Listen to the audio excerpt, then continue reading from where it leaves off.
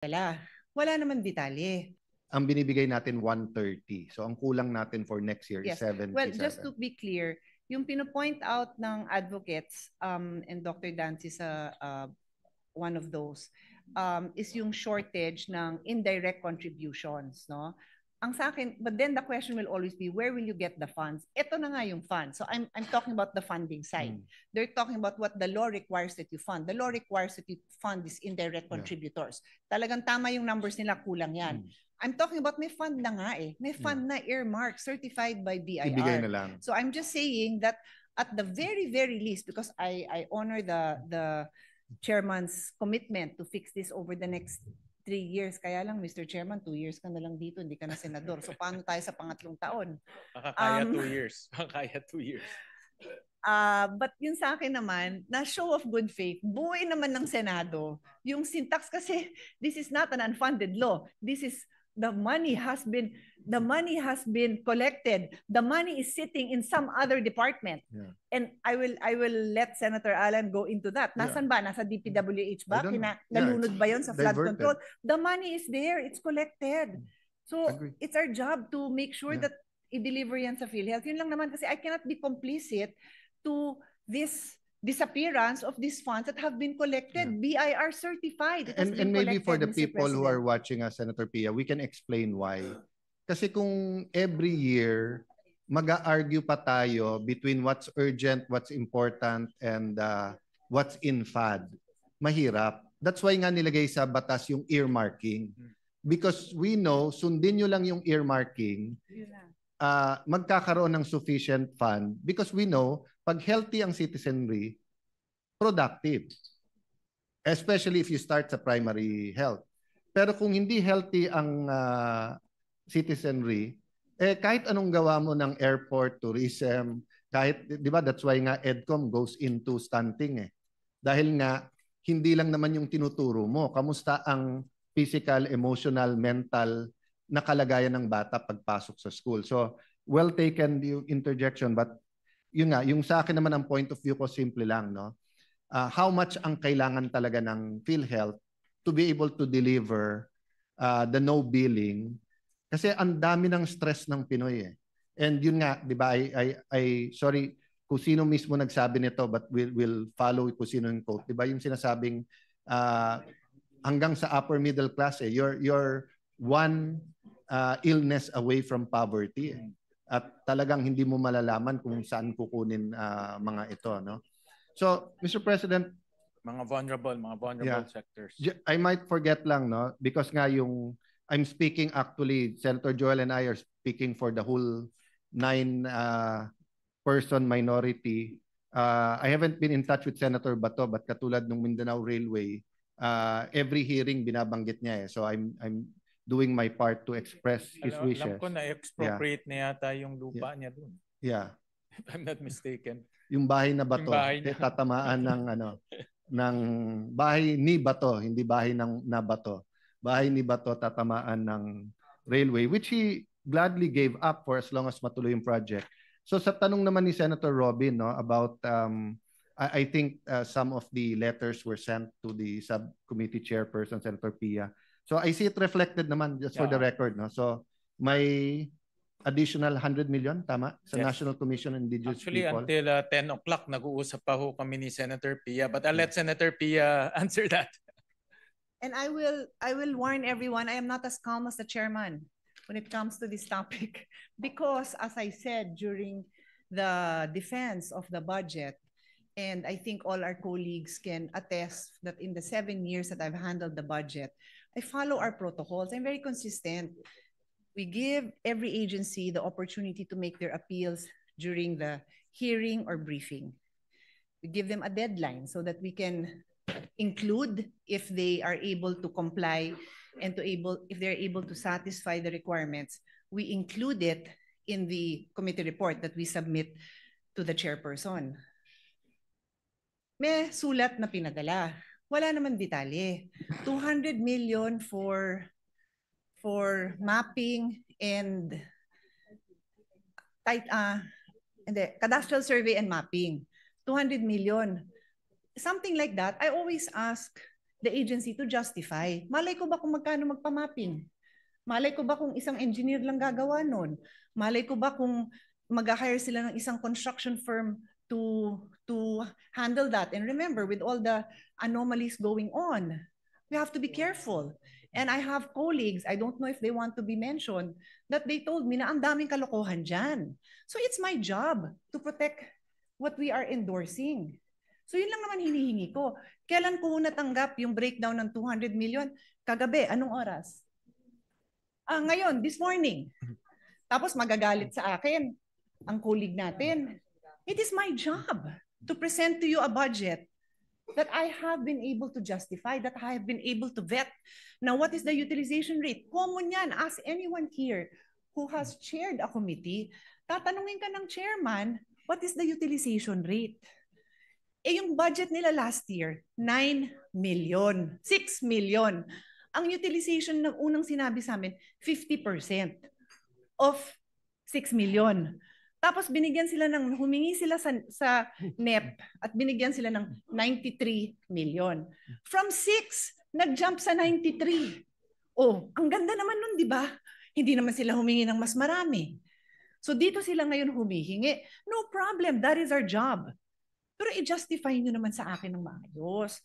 So pag naglabi naman sa inyo, ang mga agency, i-justify nyo lang naman. Yun lang naman ang sinasabi ko. So I can do my job well. Yun lang naman. Pero kinonsider ng ating chairman, dahil tayo naman lahat dito, nagmamalasakit naman sa mga IT. So I just want to point out that I am just doing my job. Yeah. Sana yung iba din, gawin din nila yung trabaho. Thank you. Mr. President, ganyan na ganyan yung tatay namin. Na pag humingi kami ng pera, sesermonan ka na. Pero pag na-justify mo, ibibigay naman. So hindi ko na ididebate. I appreciate the work you're doing. At it's justified. You know, kung ang titingnan natin ay yung low utilization, wala tayong bibigyan na departamento kasi kalahati ng departamento natin, mababa yung utilization. Now, yung kadastre, yes, madaming anomalya, pero mas malaking anomalya yung nagkakamkam ng lupa at yung napapatituluhan nila sa pangalan nila nasa IP. So again, no, I appreciate both sides. I appreciate the side of Senator Robin. I appreciate the side of Senator Pia. Aminado naman si Senator Robin na... Pero Mr. President, sorry, ulitin ko lang ha, may 93 million na nga. Hindi naman wala. So sana maintindihan din na may 93 million. Yes. So ngayon dahil sa paglabi, dinagdagan na. So sige na, okay na. Okay. Pero may 93 million, hindi zero ang binigay. Nabigyan sila ng 93 million He from never 6 said zero. million. He said sa request niyang 200, zero yung dagdag. Yun yung sinabi niya. Pero wag palabasin na walang pera yung agency kasi may 93 million nga sila, Mr. President. Liwanagin ko lang yan. Para lahat ng mga post dyan, malaman naman na may 93 million naman ang agency. Ngayon nadagdagan dahil kapatid kita at pinagbibigyan ko po kayo. Thank you very much, Mr. President. Okay. Thank you very much. So Mr. President, ngayon naintindihan mo ba't siya nasa majority, ako nasa minority.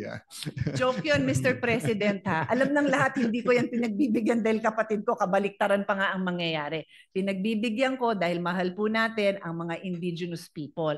Pero tayo po, babantayan natin ang agency na gamitin nila ng tama yung pera. Yun lang naman po. Kasi kung si Alan lang ang humihingi, I will always listen. Pero kailangan pa rin ma-justify. Thank you po. Yes. Okay, correct. Next topic. Okay. Nang pigain, tapos na. Yes, Mr. President. LGSF, Mr. President, in-increase ng Senate. You stated, and I think Senator Ping has good amendments, if I'm not mistaken, yung saan gagamitin, di ba, yung calamity. But why are we increasing for the record?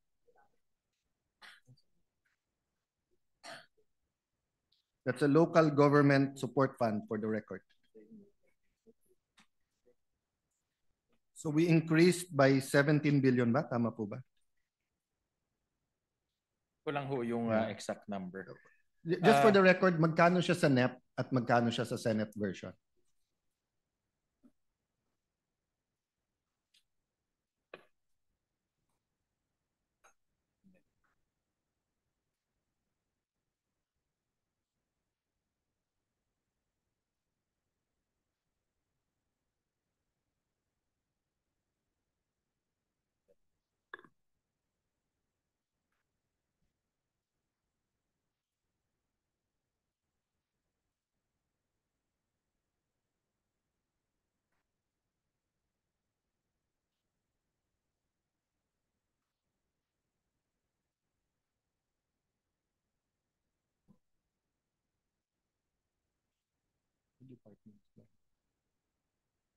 Ang nasa NEP po is about 16 billion at nasa dito po sa ating proposed second reading version is 38 billion, Mr. President. Sorry, from 16, tama ba? Yes, Mr. President. To 38, so that's 22 billion increase. Yes, Mr. Yeah. President. But given that this is the president's budget and they only said they needed 16, why are we giving them another 22 billion? Well, Mr. President, mayroong letter na pinadala dito ang ULAP, signed also by the League of Cities, League of Municipalities, League of Provinces, Liga ng mga Barangay, na nagre-request sila ng support, especially doon sa mga tinamaan po ng calamities, Mr. President. And also, nagre-request rin sila ng funding for their priority programs, lalo na yung nakapasok po sa RDC, Mr. President. I'm a big fan of all those leagues. No? My wife was also an officer of the League of Cities. But tayo naman, araw-araw, ngayon lang hindi kasi akala nila wala tayong session ngayon. Pero araw-araw naman, puno naman ang Senado ng governor, mayors, barangay captains. They would rather na idiretso sa kanila. So ba't hindi na lang nating ilista kung sino yung mga tinamaan ng mga bagyo, lindol, etc. Then give it straight to them para less bureaucracy. Kasi ang sistema sa LGSF, you apply, they send you a form, you'll put the program of work, etc. Then Malacanang decides, then they'll send the money. Then ang magbibid yung local din. So kumbaga sa anti-red tape, dinadagdagan pa natin ng isang ano eh. So I agree for those na baka tamaan next year. Kaya tayo may LGSF, baka meron tayong, kasi kahit anong eagle eye natin dito, kahit ilan oras tayo dito, we're 24 and 1,000 pages of the budget and no one can predict naman, for example, the weather, no? But in terms of yung tinamaan na this year and last year, why don't we give it straight to them? Well, Mr. President, first yung dito po sa kanilang letter, they support na ilagay na lang sa LGSF para mas scrutinize rin yung mga request ng mga LGUs. Yeah, but I'm saying, Mr. Chairman, that's that's the league. So syempre yung league gusto parating dadaan sa kanila. Pero pag tinanong ko halimbawa governor ng Cebu, mas gusto nilang diretso na sa Cebu. Yeah. Pag tinanong ko yung tinamaan sa Davao region, mas gusto nilang dumiretso na sa kanila, di ba? We're just not only adding a bureaucracy here, red tape, we're also injecting politics because in the past, no, hindi naman parang lahat kayong tinamaan, lahat kayo 10 million or lahat kayo 5 million. No, may lumalabas sa LGSF ng 1 week or kung na-comply, may lumalabas na 3 months tapos acting pa ata ngayon yung DBM secretary. Kung sakali dadaan pa sa CA yan, so may pressure pa yan na bigyan din yung mga members. So hindi ba the shortest point between the shortest distance between 2 points is a straight line? So shouldn't we consider just giving the areas we think that in the last 2 years grabe ang tama, just giving it to them straight? Yeah. Nakukuha ko po yung punto ng ating minority leader. Nakuha ko yung kanyang direction na pabilisin po. Dito po sa LGSF, meron din silang mga filtering system. For example, dapat yung LGU rin ay utilization niya mabilis. Of course, meron rin siyang mga for example, maganda yung kanyang management pagdating sa kanyang financial. So may mga filtering system rin, Mr. President. So yan rin yung suggestion ng league dahil para yung mga LGUs rin ay hindi lang sila basta-basta humihingi, but inaayos rin nila yung kanilang governance. So in the spirit of trying to pass this budget in time, and this is not naman a debate, and I do appreciate the chairman being honest, I will just ask permission that the minority representatives in the BICAM will bring this up. Kasi usually, di ba, we defend kung ano ang ating kung ano ang ating version.